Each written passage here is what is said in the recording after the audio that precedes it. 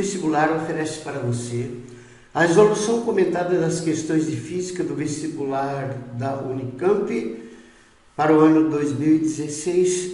Essa é a segunda parte, questões que vão do número 5 ao número 10. Se no final você achar que foi útil ou gostou, inscreva-se, o fiscvestibular.com.br agradece. Questão 6 da segunda parte da Unicamp, ano 2016. Tempestades solares são causadas por um fluxo intenso de partículas de altas energias ejetadas pelo Sol durante as erupções solares. Eu procurei desenho de erupções solares e coloquei aqui para você, tá? Então, cada um desses desenhos representa uma erupção solar.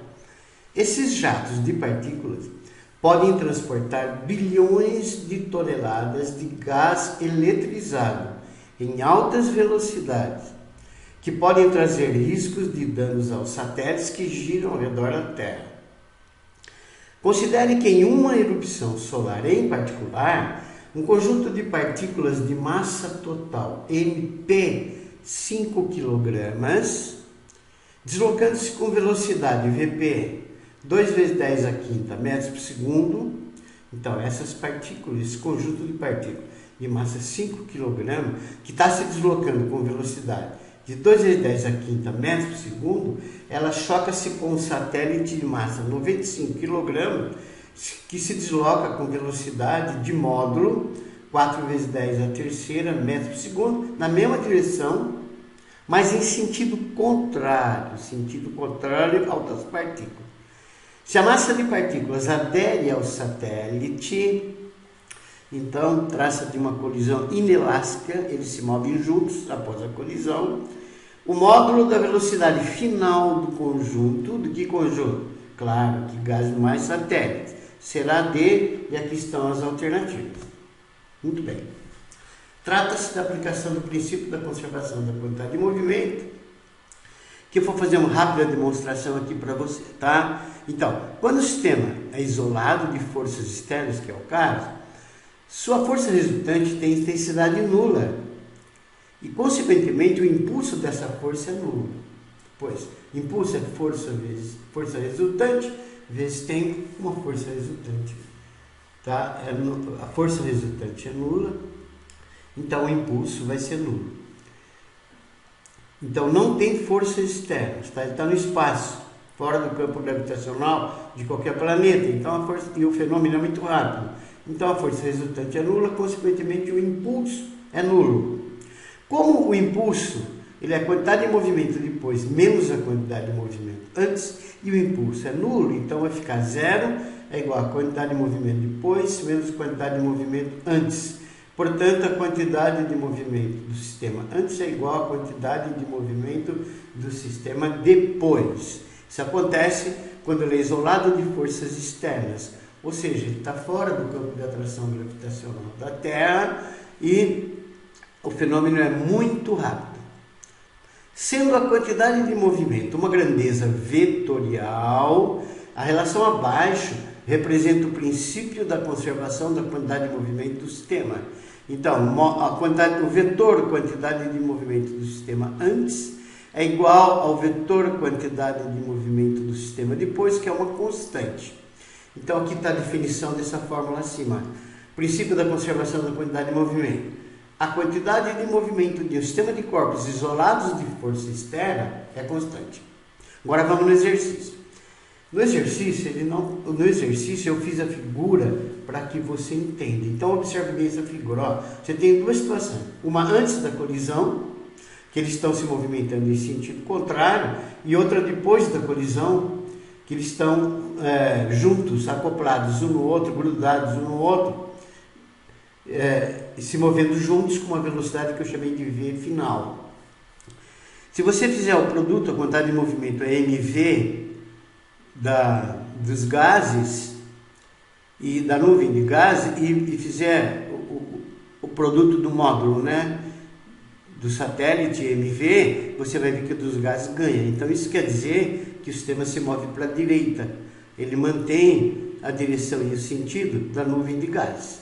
Então, você tem a situação antes, massa da nuvem de gases 5 kg, velocidade dela, tá? 2 vezes 10 a quinta metros por segundo. Satélite, velocidade dele, menos 4 vezes 10 a terceira, porque a velocidade é uma grandeza vetorial. E como a gente está trabalhando com vetor, tem que ter direção e sentido. Então vamos estabelecer para as velocidades, tá? Que quando ele se move para a direita é positivo e para a esquerda é negativo. Poderia ser o contrário. Então, aí você tem a massa do satélite, 95 kg se movimentando para a esquerda, com uma velocidade de menos 4 vezes 10 a terceira metros por segundo. E aqui você tem a velocidade da nuvem, massa 5 kg, se movimentando para a direita com 2 vezes 10 a quinta metros por segundo. Aí o que acontece? Eles se chocam, aí os dois se movem para a direita, soma-se as massas, 95 com mais 5 vai dar 100 kg, se move para a direita com uma velocidade final que é pedida. Então, a quantidade de movimento do sistema antes é igual à quantidade de movimento do sistema depois. Dos gases MPVP, olha só no antes, tá? Mais do satélite, MSVS. Depois, você soma as duas massas, tá? 100 kg, que é o MP mais MS, vezes a velocidade final, que é a mesma para os dois. Então, o que você tem? Na situação antes, massa 5, velocidade 2 vezes 10 a quinta, mais massa do satélite 95, velocidade dele menos 4 vezes 10 a terceira. Aqui, soma as duas massas, vai dar 5 mais 95, vezes a velocidade final, que é a pedida. Fazendo as contas, você vai ter que 10 vezes 10 a quinta, menos 380 vezes 10 a terceira, vai ser 100 vezes a velocidade final. Aí o que eu fiz, 10 vezes 10 a quinta é a mesma coisa que 1000 vezes 10 a terceira. Então você vai ter 1000 vezes 10 a terceira, menos 380 vezes 10 a terceira. Agora sim você pode subtrair, os dois são 10 a terceira. Isso aqui é igual a 100 vezes velocidade final. Então a velocidade final vai ser 620 vezes 10 a terceira dividido por 100. Essa velocidade final vai dar 6.200 metros por segundo. O que nós achamos? A velocidade do conjunto satélite mais nuvem se movendo juntos após a colisão. Alternativa. Questão número 7. É uma questão simples de eletricidade que envolve potência elétrica e associação série de resistores. Muitos dispositivos de aquecimento usados em nosso cotidiano usam resistores elétricos como fonte de calor.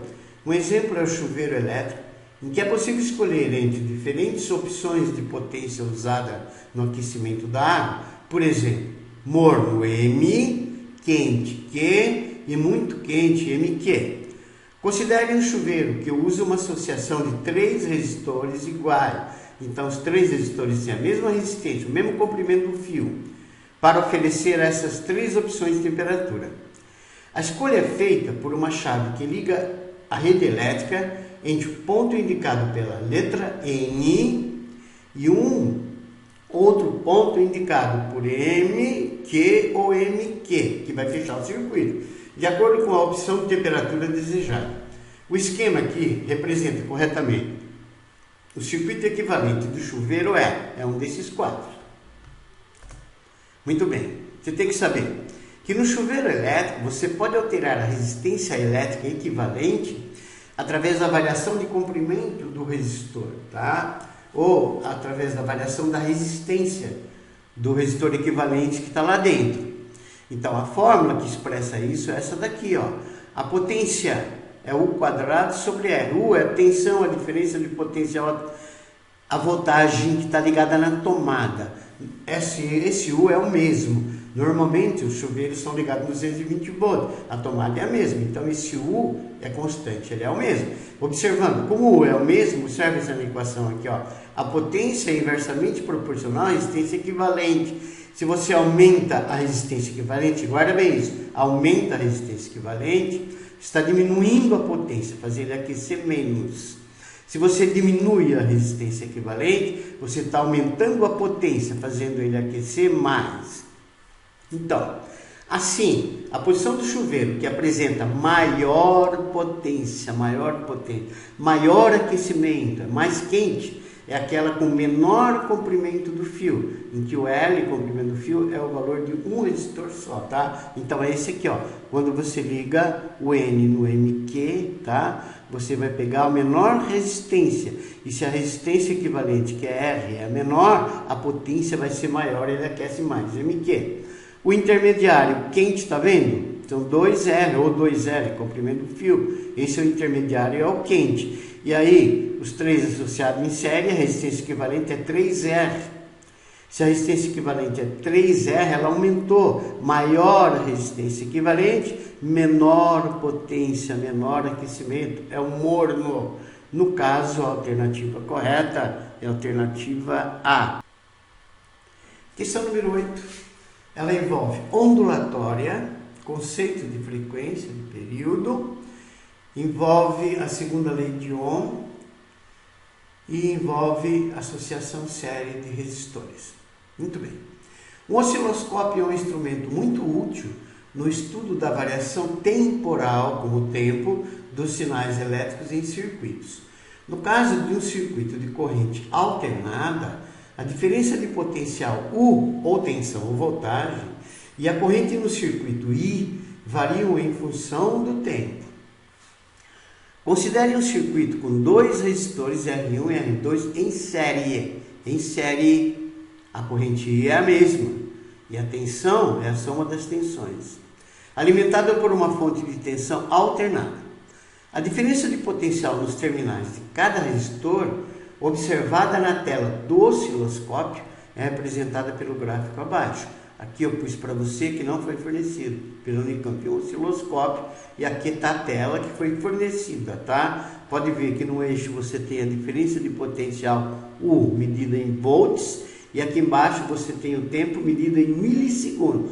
Milha é 10 a menos 3 segundos. A linha pontilhada representa o resistor R1 e a linha cheia representa o resistor R2, e eles estão associados em série. O I é o mesmo. Analisando o gráfico, pode-se afirmar que a amplitude e a frequência da onda, que representa a diferença de potencial nos terminais do resistor de maior resistência, são respectivamente iguais a, e aqui estão as alternativas. Muito bem. Os resistores R1 e R2 estão ligados em série. Logo, a corrente elétrica que atravessa os dois é a mesma, o I é o mesmo. Como o I é o mesmo, pela primeira lei de Ohm, R é igual a U sobre I, e o I é o mesmo, veja que o R é diretamente proporcional ao U. Então, maior U, maior R. Então, nesse caso, a gente já pode identificar o resistor de maior resistência, pois como o I é constante, U é diretamente proporcional ao R. Então, de novo, maior U, maior R, porque o I é constante. Observe aqui, ó, quem tem maior U, tá vendo? É o R1, tá vendo? Vai do 0 até o 8 em módulo, ou do 0 até o menos 8 em módulo. Então, o U maior é o do R1, que é da linha pontilhada. Então, a gente vai trabalhar com esse, que é o que o enunciado está pedindo. Vamos trabalhar com a linha pontilhada. Então, pelo gráfico, observamos que R1 possui maior DDP, 8 volts, logo ele tem maior resistência. Já vimos. Para determinar a frequência, também vamos utilizar o gráfico, porque a gente sabe que o período T é o tempo que a onda demora para efetuar uma oscilação completa, que no caso do nosso resistor de 8 ohms vale 2,5 milissegundos. Observe aqui, ó. Vamos olhar só na linha pontilhada. O período é o tempo que ele demora para efetuar uma oscilação completa até começar a repetição, tá vendo? Então olha na linha pontilhada, não começou a repetição, não começou a repetição, não começou. Daqui para frente começa a repetição. Então esse é o período, que é o tempo que ela demora para efetuar uma oscilação completa. Veja bem, ó, 2,5. Então o período desse resistor R1 vale 2,5 milissegundos. 2,5 vezes 10 a menos 3 segundos. Então, o T1, que é o período do resistor 1, o tempo que ele demora para efetuar uma oscilação completa é 2,5 milissegundos, que é 2,5 vezes 10 a menos 3 segundos. Aí, mas a gente sabe que a frequência é o inverso do período, então F1 é 1 sobre T1. Então o F1 vai ser 1 sobre 2,5 vezes 10 a menos 3. Então F1 vai ser 0,4 vezes 10 a terceira Hz, que vai dar 400 Hz, e a alternativa correta é a alternativa C. Nona questão é outra questão simples sobre movimento circular uniforme. Anemômetros são instrumentos usados para medir a velocidade do vento. A sua construção mais conhecida é a proposta por Hobson em 1846, que consiste em um rotor com 4 conchas hemisféricas presas por hastes conforme a figura. Está aqui, ó. Isso é um anemômetro. Então, esses são dois exemplos de anemômetro. Tá vendo? Essas são conchas. Em um anemômetro de Hobson ideal, a velocidade do vento é dada pela velocidade linear das conchas, ou de uma das conchas. Um anemômetro em que a distância entre as conchas e o centro de rotação é R, esse é o raio, tá? É do anemômetro até o centro de rotação. 25 centímetros, tem que passar para o sistema internacional para metros, 0,25 metros. Em um dia, cuja velocidade do vento, então cada anemômetro está marcando, o anemômetro está marcando 18 km por hora, então a velocidade do vento é 18 km por hora, teria uma frequência de rotação de, cuidado que está em RPM, rotações por minuto. E ele pediu para você, se preciso, utilizar o Picomo 3. Você pode calcular a frequência pela velocidade escalar do movimento circular uniforme. Velocidade escalar, linear ou tangencial é a V, ou simplesmente velocidade, cuja equação da velocidade está demonstrada a seguir. Então, o que eu coloquei? Um carro aqui em movimento circular uniforme. Para qualquer móvel em movimento circular uniforme, significa que o módulo da velocidade é a mesma em todos os pontos, tá? Durante um período ΔT igual, intervalo de tempo é o período T, esse período T é o tempo que ele demora para efetuar uma volta completa, ele sai daqui e retorna até aqui, esse é o período. E o comprimento dele, para ele efetuar esse período, é ΔS igual ao comprimento da circunferência, 2πr. Ou seja, você corta essa linha e estica numa volta completa, vai dar 2πr, sendo é claro que R é o raio da circunferência. Então, ΔS é 2πr e o ΔT é o período. Velocidade, a gente sabe que é ΔS sobre ΔT, ΔS 2πr sobre T, que é o período, tá? Então, V é igual a 2πr sobre T, velocidade escalar, linear, tangencial ou simplesmente velocidade do movimento circular uniforme. Mas também a gente pode obter a equação da velocidade através da frequência. Lembrando que o período é inverso da frequência, então se eu vier aqui no T e substituir por 1 sobre F, o F sobe multiplicando. Então a outra fórmula que fornece a velocidade escalar é 2πfr, 2π frequência vezes o raio. Então veja, aqui está o anemômetro, esse é o raio, ele está girando nesse sentido aqui, ó, que eu coloquei para vocês, e do enunciado nós temos que o vento, ou cada uma das partes tem velocidade 18 km por hora, passando para metro segundo, dividido por 3,6, vai dar 5 metros por segundo. Essa é a velocidade. O raio tá, é 25 centímetros, 0,25 metros, e o π é 3. Então, vamos aplicar a equação da velocidade, V é igual a 2πfr. O V é 5, 2, o π ele pediu para considerar 3, a frequência nós vamos achar, e o raio é 0,25. Então, vai ficar 5 é igual a 1,5f, F vai ser 5 sobre 1,5 Hz. Essa é a frequência das pás desse anemômetro, que ele efetua 5 sobre 1,5 voltas em cada segundo. Só que o enunciado está falando em RPM, que é em cada minuto. Então você usa uma regra de 3. 5 sobre 1,5 Hz, rotações por segundo, corresponde a um tempo de 1 segundo, é claro. F em RPM, que é que ele está pedindo, são 60 segundos, porque o minuto tem 60 segundos.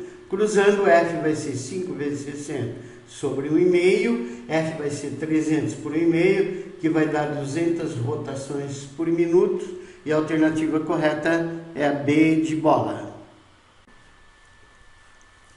10ª e última questão da Unicamp, ano 2016. Beisebol é um esporte que envolve o arremesso com a mão de uma bola de 150 gramas de massa, tem que passar para quilos, na direção de outro jogador que irá rebatê-la com um taco sólido. Considere que, em um arremesso, o módulo da velocidade da bola, quando saiu da mão do jogador, claro, chegou a 162 km por hora. Tá? Aqui está o desenho do jogador arremessando a bola. Imediatamente após deixar a mão dele. Tá? Então, saiu da mão dele com 162 km por hora. Sabendo que o tempo de contato entre a bola e a mão do jogador foi de 0,07 segundos, ele quer o módulo da força média aplicada na bola, em Newton, é claro, no sistema internacional. Muito bem. Você poderia resolver esse problema por também impulso como variação de quantidade de movimento, mas é mais fácil resolver aplicando a segunda lei de Newton. Eu fiz assim, tá? Então, o que você tem? No arremesso, as forças resultantes são o peso da bola e a força média, em que a mão do arremessador aplica na bola. Mas acontece que o intervalo de tempo é tão pequenininho, tá? Que essa força média é muito maior ao peso da bola, comparado ao peso da bola. Por isso nós podemos desprezar o peso da bola, mesmo porque o fenômeno é muito rápido, e quando o fenômeno é muito rápido, você pode desprezar as influências externas, como você pode verificar no teorema do impulso como variação da quantidade de movimento. Sabendo que, então veja, a massa da bola, 140 gramas, passar para quilogramas, 0,14. Velocidade inicial da bola, é claro que a mão estava parada antes da bola ser arremessada. Velocidade final da bola, quando sai da mão do cara, veja bem, é o tempo de contato da bola e a mão, tá? Essa velocidade, quando ela sai da bola, no instante que ela saiu da bola, da mão do cara, tá? Do arremessador, ela vai ser 162 por 3,6 para km por hora, vai dar 45 metros por segundo. E o tempo de interação, desde que a velocidade passou de 0 até 45 metros por segundo na mão dele, tá? Então você vai aplicar a segunda lei de Newton. O que diz a segunda lei de Newton? Força resultante é massa vezes aceleração. Então essa força M que ele está pedindo é a resultante, porque a gente pode desprezar o peso. Então vai ser a massa da bola vezes a aceleração. Mas você sabe que a aceleração é variação de velocidade por tempo. Então a força média vai ser a massa da bola, 0,14, variação de velocidade, velocidade final, 45 menos a inicial 0, dividido pelo tempo 0,07, essa força média vai dar de 90 newtons, a alternativa correta B de bola.